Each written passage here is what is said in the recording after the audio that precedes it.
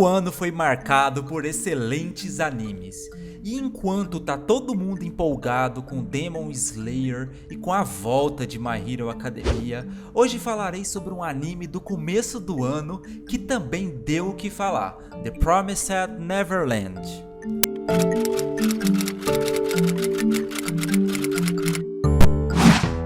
Entre todos os lançamentos de anime deste ano, dois títulos chamaram minha atenção: Dororo e The Promised Neverland. Ambos são animes muito bem feitos, muito bem adaptados e, acima de tudo, e é isso que realmente importa aqui pra gente, extremamente bem escritos. Eu também quero fazer um vídeo sobre Dororo, então já se inscreve no canal para não perder nada. No caso de The Promised Neverland, ainda há um ingrediente extra. Uma boa metáfora que liga um cotidiano da nossa vida a um absurdo fantástico. Se você já assistiu, sabe do que eu tô falando. É a indústria de alimentos. Qualquer um que tenha terminado o primeiro episódio do anime pegou essa referência. Pra quem não conhece, aí vai um pequeno resumo. A trama se passa em um orfanato no meio de uma floresta. Ali, dezenas de crianças até os 12 ou 13 anos vivem sob a proteção de uma mulher, carinhosamente chamada de Mama. Parece legal, né? Só que não é não.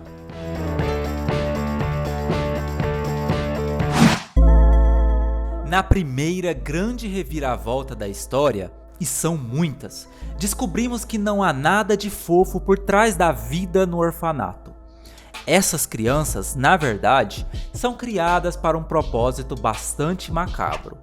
Elas não passam de comida para demônio. Mais do que isso, são uma espécie de carne nobre, cujo cérebro, quanto mais desenvolvido, mais saboroso é. Ou seja, quando as crianças são adotadas, elas não vão para nenhum lar feliz. Muito pelo contrário, vão para o bucho de um demônio. Nada mais do que um simples aperitivo.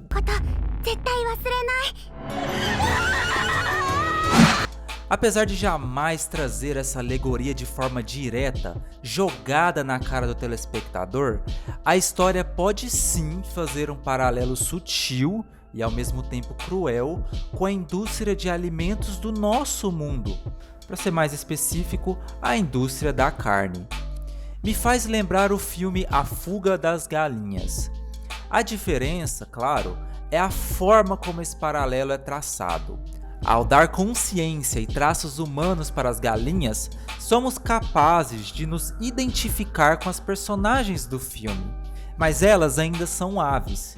The Promised Neverland, por outro lado, coloca nós, os humanos, como comida. Como se não bastasse, coloca uma raça mais forte do que a gente no controle do nosso mundo. Não gostamos disso.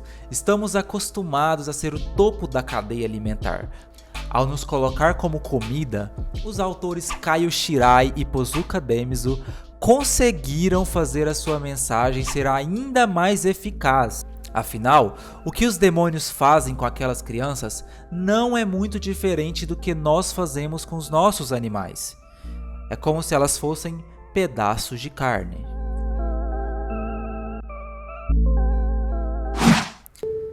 A metáfora da história é uma alegoria, ou seja, a exposição de um pensamento sob forma figurada. Qualquer um que já tenha lido sobre Tolkien conhece bem a palavra. Isso porque o autor de Senhor dos Anéis não era fã de alegorias e fazia questão de deixar isso claro, muito claro. Olha só o que ele diz: quanto a qualquer significado oculto ou mensagem, na intenção do autor, estes não existem. O livro não é nem alegórico e nem se refere a fatos contemporâneos.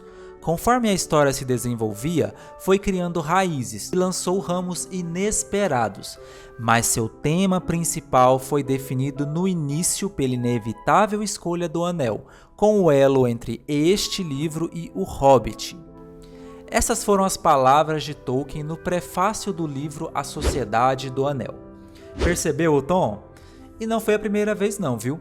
Na carta de número 131 do livro As Cartas de J.R.R. Tolkien, o autor enfatiza que jamais pretendeu usar alegorias, embora não tenha conseguido evitá-las. Afinal, existem claras influências por toda a obra de Tolkien, e elas, de uma forma ou de outra, criam alegorias na história, como a misteriosa figura de Tom Bombadil, que alguns interpretam como uma alegoria de divindade cristã, ou a Guerra do Anel, que seria um paralelo ao que o próprio Tolkien vivenciou quando serviu na Primeira Guerra Mundial. Mas como Tolkien jamais pretendeu usar alegorias em sua história, elas dependem unicamente da imaginação e do conhecimento de quem está lendo. Enquanto algumas pessoas realmente enxerguem o Tom Bombadil como uma figura alegórica no sentido cristão, outras pessoas podem enxergá-lo de uma forma completamente diferente.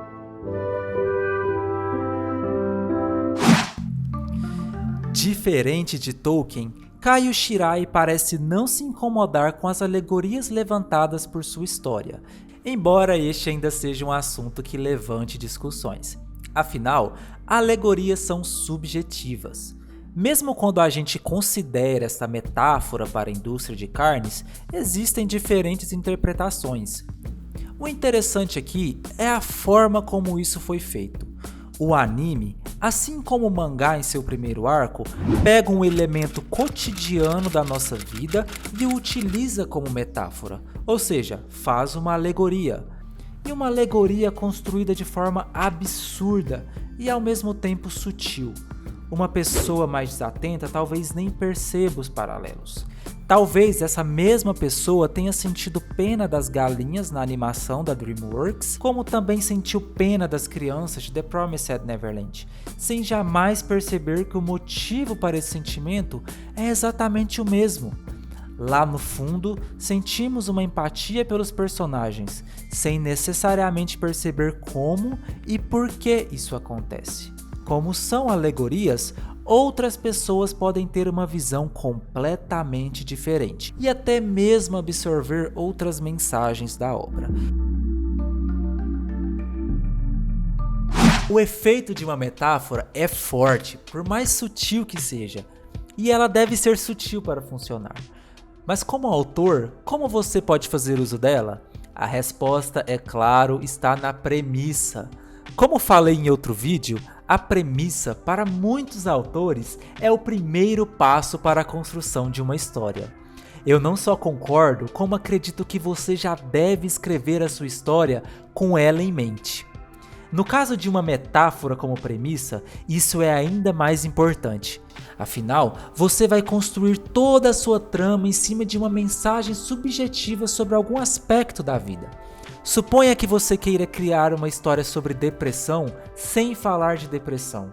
Você pode criar uma personificação, uma criatura que invade a casa da sua personagem e começa a crescer, tomando conta de tudo, até que esta personagem encontra forças ou apoio suficiente para enfrentar a criatura, mandando-a para fora ou, como no filme Babadook, aprendendo a conviver com ela. Babadook é um filme genial porque usa uma metáfora parecida, assim como fazem muitas outras histórias que você ama. Boas metáforas fazem uma boa história. O público se identifica, mesmo sem saber porquê. Isso é o que você deve fazer com a sua história. Mas é claro, não basta se apoiar em uma boa metáfora e se esquecer de todo o resto. The Promised Neverland não funciona só porque nos faz pensar nas crueldades da indústria de carne irresponsável. O mangá parte dessa premissa, mas não depende dela. Outro ponto maravilhoso da trama é a criação de personagens marcantes, mas isso é assunto para outra hora. Se você viu alguma outra mensagem em The Promised Neverland, deixa aí nos comentários pra gente discutir. Aproveita e comenta também sobre qual anime você quer ver aqui no canal. Até o próximo vídeo, pessoal!